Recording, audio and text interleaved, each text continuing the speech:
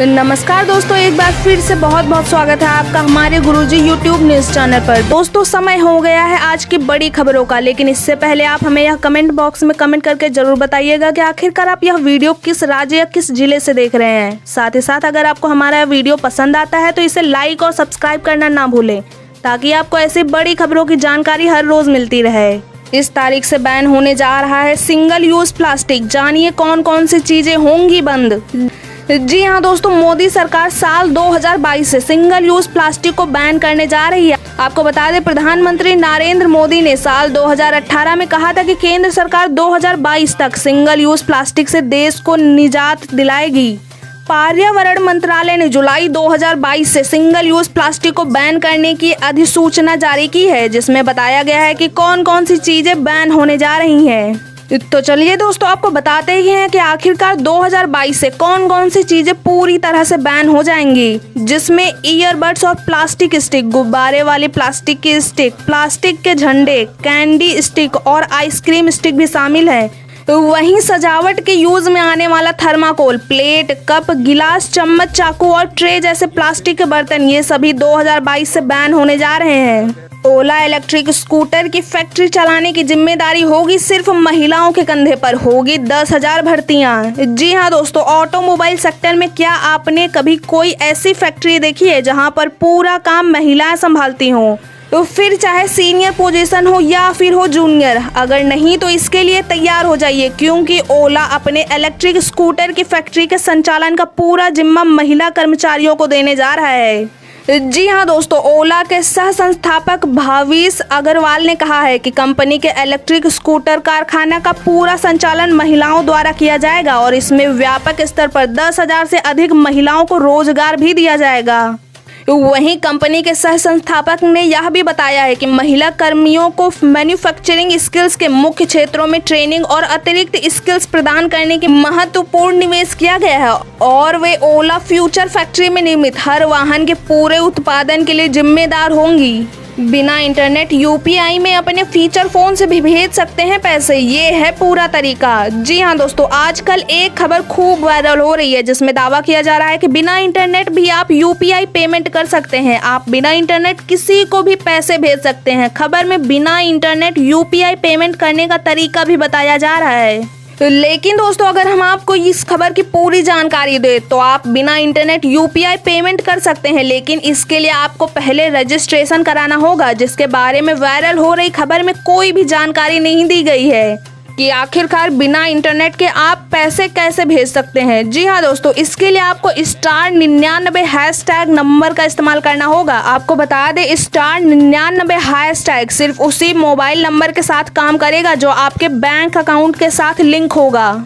सरकारी कर्मचारियों को 2,18,200 रुपए देगी केंद्र सरकार। अक्टूबर में खाते में आ सकते हैं पैसे, जानिए पूरी डिटेल।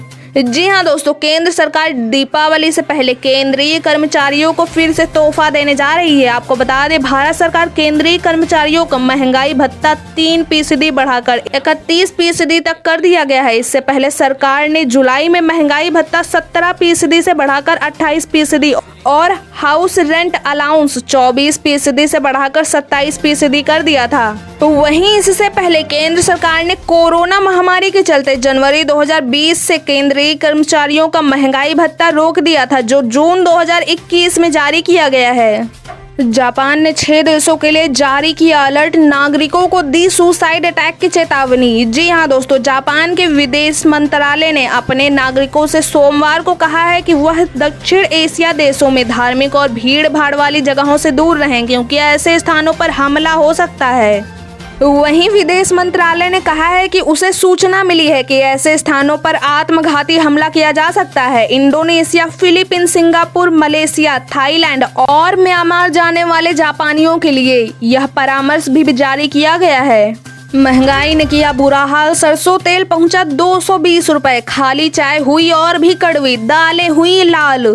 जी हाँ दोस्तों, देश के कई हिस्सों में सरसों तेल, वनस्पति सोया ऑयल और सूरजमुखी का तेल 200 रुपए के पार चला गया है। वहीं उपभोक्ता मंत्रालय की वेबसाइट पर दिए गए आंकड़ों के मुताबिक तिरुचिरापल्ली में पैक सरसों का तेल 220 रुपए प्रति किलो तो अहमदाबाद में महज 115 रुपए के रेट से बिक रहा है। वहीं 13 सितंबर यानी सोमवार को मैसूर में वनस्पति 224 रुपए किलो बिक रही थी। जी हाँ दोस्तों, आपको बताएं तो यह हालत तब है जब लगातार तीसरे महीने खुदरा मुद्रास्फीति नीचे आई है और रिजर्व बैंक से संतोषजनक स्तर के दायरे में बनी हुई है। सोमवार को जारी आंकड़ों के मुताबिक खुदरा मुद्रास्फीति अगस्त में मामूली घटकर 5% रह गई है। ऐसा अनाज और सब्जियों सहित खाद्य उत्पादों के दाम में घटने की वजह से हुआ है। हालांकि खाद्य तेल के दाम में इस दौरान वृद्धि दर्ज की गई है। फिर चाहे वह हो खुली चाय या फिर हो दालें, सभी पर महंगाई की मार पड़ रही है।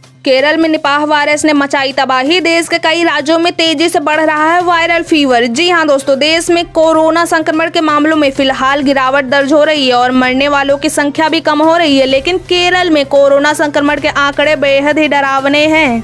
जी हाँ दोस्तों, साथ ही राज्य में निपाह वायरस ने तबाही मचा रखी है। इन सब के बीच देश भर में तमाम राज्यों में वायरल फीवर ने तेजी से पैर पसारने शुरू कर दिए हैं। वहीं अगर आपको बताएं तो उत्तर प्रदेश, बिहार, मध्य प्रदेश के बाद अब दिल्ली में भी इस फीवर के तेजी से फैलने की खबर आने लगी है।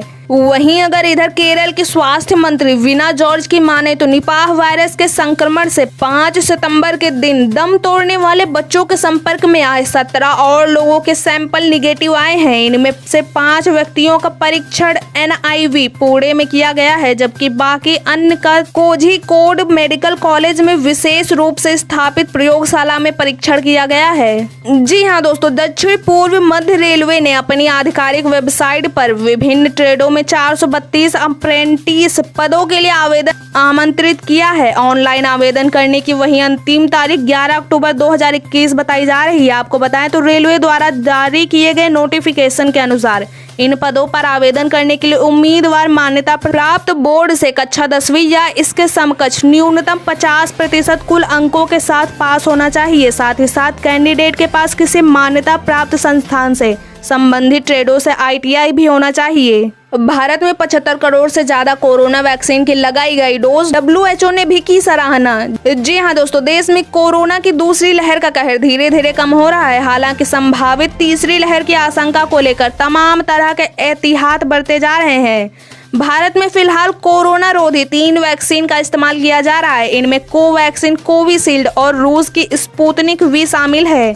इन सबके बीच भारत ने कोविड रोधक टीके के 75 करोड़ से अधिक खुराकें लगा ली हैं। ऐतिहासिक उपलब्धि हासिल कर ली है। केंद्रीय स्वास्थ्य मंत्री मनसुख मांडवीय ने यह जानकारी दी है। वहीं स्वास्थ्य मंत्रालय ने भी बताया है कि देर रात तक जब अंतिम रिपोर्ट आएगी तो इस संख्या में बढ़ोतरी हो सकती है।